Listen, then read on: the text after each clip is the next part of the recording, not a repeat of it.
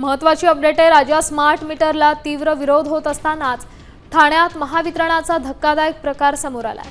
सावरकर नगरमध्ये रहिवासी दुपारी झोपलेले असताना चक्क त्यांच्या घरांना बाहेरून कड्या लावून लपून छपून स्मार्ट मीटर बसवण्यात आले। तसंच घोडबंदरच्या विहंग संकुलातील 6 इमारतींचा वीज पुरवठा खंडित केलाय।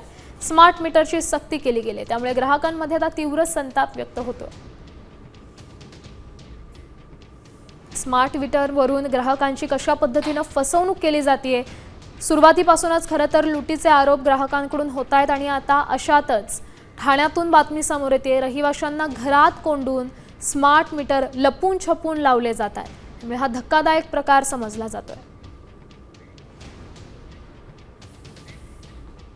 दिवसेंदिवस महागाई वाढताना दुसरीकडे मात्र जे काही ठाणेकर आहेत त्यांच्या माथी आता स्मार्ट मीटर लादले जातात। रात्री किंवा दुपारी जेव्हा आपण घरामध्ये असताना किंवा मग दुपारी विश्रांती घेत असताना अचानक 40हून अधिक मीटर एका सोसायटीमध्ये असे एकूण 1,500 ते 2,000 मीटर ठाण्यातल्या सावरकर नगर या ठिकाणी बदलण्यात आलेले आहे। या ठिकाणचे रहिवासी आपल्यावर आहेत। सर, काय नेमकी घटना आहे? लोक झोपलेले असताना मीटर बदललेत, काय सांगा?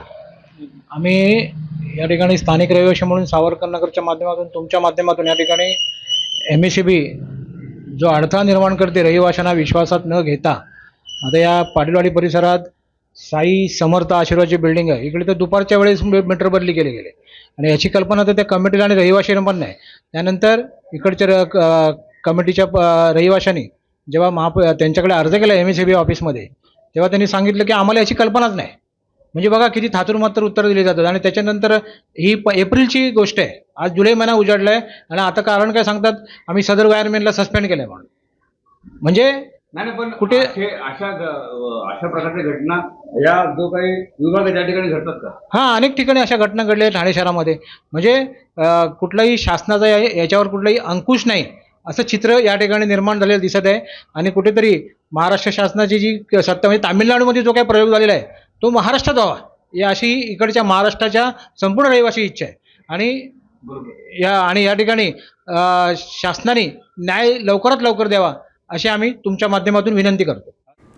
तर अतिशय धक्कादायक म्हणावं लागेल, कारण रहिवासी दुपारी झोपलेले असताना चक्क त्यांच्या घरांना बाहेरून काड्या लावल्यात आणि लपून छपून हे स्मार्ट मीटर बसवण्यात आले। त्यामुळे कुणाच्या परवानगीने हा सगळा कारभार करण्यात आलाय हा देखील एक सवाल आहे। त्यासोबत आपण ही दृश्य पाहतोय, विहंग संकुलातील 6 इमारतींचा वीज पुरवठा खंडितही केला। त्यांचं बिल कमी आलेलं आहे प्रत्येक ग्राहक।